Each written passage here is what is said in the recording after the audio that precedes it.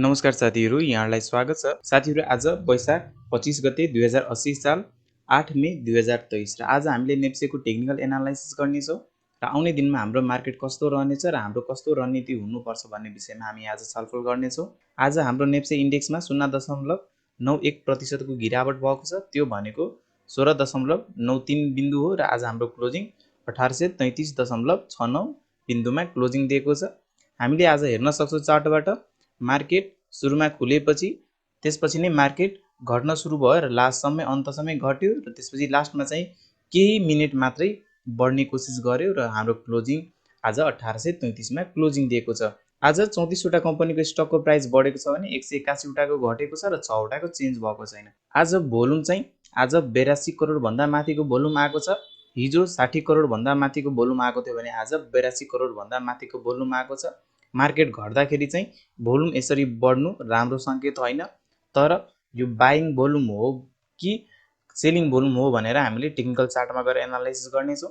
त्यस्तै सब इन्डेक्सको हेर्ने हो भने आज प्राइस सबै सब इन्डेक्सहरुमा गिरावट भएको छ। आज 1% को हाराहारीमा अन्य इन्डेक्सहरुको गिरावट भएको छ भने सबभन्दा बढी गिरावट हुनेमा होटल एन्ड टुरिज्म इन्डेक्स रहेको छ र हाइड्रो पावर इन्डेक्स रहेको छ। त्यस्तै अन्य इन्डेक्सहरुमा पनि गिरावट भएको छ। अब हामी नेप्सेको टेक्निकल चार्टमा गएर एनालाइसिस हेरौँ। हामीले नेप्सेको टेक्निकल चार्टमा हेर्न सक्छौं मार्केट घटेपछि आज एउटा फेरि बियरिश क्यान्डल बनेको छ। आज 0.91% को गिरावट भएर एउटा बियरिश क्यान्डल बनेको छ। अहिले यता चार्टबाट पनि हामी अहिले नेगेटिभ छौं, क्यान्डलस्टिक प्याटर्नबाट पनि नेगेटिभ छौं, किनभने हिजो एउटा बुलिश स्टिक स्यान्डविच क्यान्डल बनेको थियो। यसले बढ्ने संकेत गरेको थियो भने आजको क्यान्डलले फेरि त्यसलाई इन्भ्यालिड गरेर आज तल क्लोजिङ दिएको छ। त्यही भएर यो हिजोको क्यान्डल चाहिँ इन्भ्यालिड भयो, हिजोको प्याटर्न चाहिँ इन्भ्यालिड भयो र आज फेरि घटेर आयो। यसले अझै घट्न सक्ने सम्भावनालाई नै देखाएको छ। त्यस्तै भोल्युम एनालाइसिस गर्दाखेरि चाहिँ यसरी मार्केट घट्दाखेरि चाहिँ भोल्युम यसरी बढ्नु चाहिँ राम्रो संकेत होइन। एभरेज भोल्युम भन्दा मुनिकै भोल्युम रहेको छ। एभरेज भोल्युम हाम्रो 92 करोड जतिको छ भने हाम्रो आजको भोल्युम 82 करोड जतिको आएको छ र हाम्रो हिजोको तुलनामा आजको भोल्युम बढेर आएको छ। घट्दाखेरि यसरी भोल्युम बढ्नु राम्रो संकेत होइन। त्यस्तै बोलिङ्गर ब्यान्डबाट हेर्दाखेरि चाहिँ बोलिङ्गर ब्यान्ड अहिले पनि फ्ल्याट रहेको छ। यसले अहिले साइडवेजमा रहेको देखाउँछ र बोलिङ्गर ब्यान्डको मिडल ब्यान्ड भन्दा मुनि रहेको छ। त्यही भएर अहिले यो अझै घट्न सक्ने सम्भावनाले देखाउँछ र अबको लागि हाम्रो यो बोलिङ्गर ब्यान्डको लोअर ब्यान्ड जुन 1825 मा रहेको छ, यो 1825 मा हाम्रो सपोर्ट रहनेछ र यहाँबाट माथि यदि गयो भने र 20 दिनको मुभिङ एभरेज भन्दा माथि लाग्यो भने त्यतिबेला चाहिँ बढ्न सक्ने सम्भावना हुन्छ। अहिले बोलिङ्गर ब्यान्डबाट पनि नेगेटिभ देखिएको छ।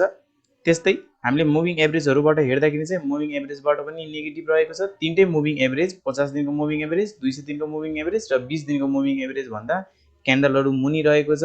सुरुमा चाहिँ यो 20 दिनको मुभिङ एभरेज भन्दा माथि लाग्नु पर्यो र यो 50 दिनको मुभिङ एभरेज चाहिँ बिस्तारै फ्ल्याट हुनु पर्यो र माथितिर टर्न हुनु पर्यो। त्यतिबेला चाहिँ मात्रै एउटा राम्रो संकेत मिल्नेछ। अहिले त्यस्तो संकेत मिलेको छैन। अहिले हामी मुभिङ एभरेजबाट पनि अहिले नेगेटिभ छौं। अहिले हामी बियरिशमा रहेका छौं। त्यस्तै हामीले विभिन्न सपोर्ट र रेजिस्टेन्स जोनहरुबाट हेर्ने हो भने हाम्रो सपोर्ट र रेजिस्टेन्स अब के देखिन्छ हेर्नुस् त। हाम्रो जुन एउटा माइनर सपोर्ट रहेको थियो 1850 देखि 1855 को, त्यो माइनर सपोर्ट ब्रेक गरिसकेको छ। त्यहाँबाट मुनि लागिसकेको छ। अब मुनि लागिसकेपछि अबको हाम्रो स्ट्रङ सपोर्ट भनेको 1800 देखि 1815 रहनेछ। 1800 देखि 1815 मा पायरहरु आउन सक्ने एउटा सम्भावना रहेको छ र यदि 1800 देखि 1815 यदि ब्रेक गर्यो भने त्यतिबेला चाहिँ तलसम्म जान सक्ने सम्भावना हुन्छ। मार्केटमा एकदमै प्यानिक सिचुएसन क्रिएट हुनेछ र त्यतिबेला चाहिँ धेरै पोइन्टले नै घट्न सक्ने सम्भावना हुन्छ। तर 1800 देखि 1815 भन्दा मुनि लाग्ने सम्भावना चाहिँ अहिले पनि न्यून रहेको छ। तर घट्यो भने त्यतिबेला चाहिँ तपाईहरु चाहिँ अलर्ट बस्नु होला र अहिले यो माथिल्लो ट्रेन्ड लाइन जुन रहेको छ, यो तीनवटा टपहरुको ट्रेन्ड लाइन रहेको छ। यो डाउनवार्डको ट्रेन्ड लाइन चाहिँ यो डाउन ट्रेन्डको ट्रेन्ड लाइन पनि अहिलेको लागि हाम्रो रेजिस्टेन्स रहेको छ।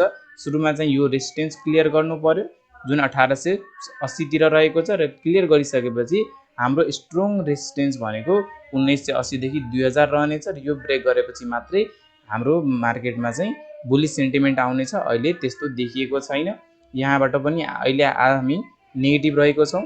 त्यस्तै हाम्रो डाउ थ्योरीबाट यदि हेर्नुहुन्छ भने डाउ थ्योरीबाट के देखिन्छ भने डाउ थ्योरीबाट पनि हामी अहिले लोअर लो र लोअर हाई को श्रृंखलामा रहेको छ। लोअर लो र लोअर हाई को श्रृंखलामा रहेको छ। यहाँबाट हामी अहिले नेगेटिभ रहेको छौँ र हाम्रो जुन अघिल्लो लो थियो त्यो लो भन्दा पनि मुनि क्लोजिङ दिएको छ। त्यही भएर अहिले यो अब हाम्रो लोवर लो हुने कन्फर्म जस्तो देखिएको छ र त्यसपछि यदि हाम्रो मार्केटमा यदि एउटा हायर लोको श्रृङ्खला यदि सुरु भयो भने त्यति बेला चाहिँ मात्रै एन्ट्री गर्दा चाहिँ राम्रो देखिएको छ, किनभने मार्केट अहिले एकदमै घटेको छ, नेगेटिभ सेन्टिमेन्ट मार्केटमा हाबी रहेको छ। त्यही भएर यसमा अहिले एन्ट्री गर्ने कुनै त्यस्तो सिग्नल आएको छैन र बुलिस हुने सम्भावना पनि अहिले देखाएको छैन, सेटअप बनेको छैन। त्यस्तै हामीले एमएसिडीबाट हेर्दाखेरि पनि आज एमएसिडीमा फेरि नेगेटिभ देखिएको छ, हिस्टोग्राम रातो हिस्टोग्राम फेरि बढेर आएको छ र हाम्रो सिग्नल लाइन माथि रहेको छ, बियरिश क्रसओभर भएको छ र हाम्रो एमएसिडी लाइन र सिग्नल लाइन बिचमा पनि ग्याप घट्दै गएको छ नेगेटिभ एरियातिर। यदि यस्तो ग्यापहरू यदि बढ्दै गयो भने यसले अझै नेगेटिभ सेन्टिमेन्ट देखाउँछ, अझै घट्न सक्ने सम्भावना देखाउँछ। त्यस्तै आरएसए अब फेरि मुनि लागिसकेको छ, 30 मा सपोर्ट लिने हो कि भन्ने एउटा सम्भावना रहेको छ र यदि यो 30 को लाइन पनि ब्रेक गरेर मुनि गयो भने त्यति बेला चाहिँ ओभरसोल्ड जोनमा प्रवेश गर्नेछ र त्यति बेला चाहिँ बढ्न सक्ने त्यति बेला चाहिँ सम्भावना हुन सक्छ वा अझै घट्न सक्ने पनि सम्भावना हुन्छ। र अहिले जबसम्म हाम्रो यो 60 माथि लाग्दैन तबसम्म बरु अझै वेट गर्नु होला। त्यस्तै एडिएक्सबाट आज चाहिँ अलिक नेगेटिभ देखिएको छ, किनभने माइनस डिए लाइन माथि रहेको छ, प्लस डिए लाइन मुनि रहेको छ र आज एडिएक्स चाहिँ थोरै बढ्न कोसिस गरेको छ। यसले ट्रेन्ड आउने हो कि जस्तो देखिएको छ, तर अहिले पनि यो सेलरहरूको स्ट्रेन्थ चाहिँ विक नै देखाएको छ, अहिले नन ट्रेन्डिङ जोनमै रहेको छ र यदि यो एडिएक्स 20 माथि लाग्यो भने र त्यति बेला चाहिँ माइनस डिए लाइन नै माथि रह्यो भने त्यति बेला चाहिँ हेभी सेलिङ आउनेछ, तर अहिले त्यस्तो देखिएको छैन। तर हामी अहिले पोजिटिभ हुने ठाउँ पनि एडिएक्सबाट छैन। त्यही भएर ओभरअलमा भन्नुपर्दा आज हामी नेगेटिभमा रहेको छ। आज हाम्रो सबै टेक्निकल इन्डिकेटरहरू र टुल्सहरूबाट पनि हाम्रो आज नेगेटिभ देखिएको छ र तपाईहरु यदि बाई गर्ने सोच्नु भएको छ भने राम्रो स्टकहरू, बोनस दिने खालको स्टकहरू र लङ टर्ममा होल्ड गर्दा चाहिँ राम्रो हुने स्टकहरू तपाईहरुले आफ्नो पोर्टफोलियोमा एड गर्नु होला। यस विषयमा पनि मैले एउटा छुट्टै भिडियो बनाएको छु, तपाईले भिडियोको डिस्क्रिप्सन बक्समा पनि गएर चेक गर्न सक्नुहुन्छ कि तपाईले राम्रो बोनस दिने खालको कम्पनीहरु चाहिँ कसरी सिलेक्ट गर्न सक्नुहुन्छ यस्तो लो मार्केटमा चाहिँ। र अहिले तपाईहरु चाहिँ सेल गर्न नसोच्नु होला, किनभने यति धेरै घटेर आएपछि चाहिँ सेल गर्नु त्यति उपयुक्त चाहिँ हुँदैन, बरु एउटा बाउन्स चाहिँ कुर्नु होला। एउटा बाउन्स चाहिँ पक्कै पनि आउनेछ र यदि 1800 माथि जबसम्म हुन्छ तबसम्म चाहिँ प्यानिक हुने अवस्था छैन, प्यानिक नहुनु होला। 1800 भन्दा बिलो लाग्यो भने त्यति बेला चाहिँ तपाईहरु बरु अलर्ट चाहिँ पक्कै बस्नु होला, त्यति बेला चाहिँ आफ्नो रिस्क म्यानेजमेन्ट स्ट्र्याटेजी चाहिँ एप्लाई गर्नु होला। हस् त साथीहरु, यदि तपाईहरुको कुनै सल्लाह सुझाव वा कुनै स्टकको टेक्निकल एनालाइसिस चाहनुहुन्छ भने कृपया कमेन्ट बक्समा कमेन्ट गर्नु होला। तपाईहरुको दिन शुभ रहोस्। धन्यवाद।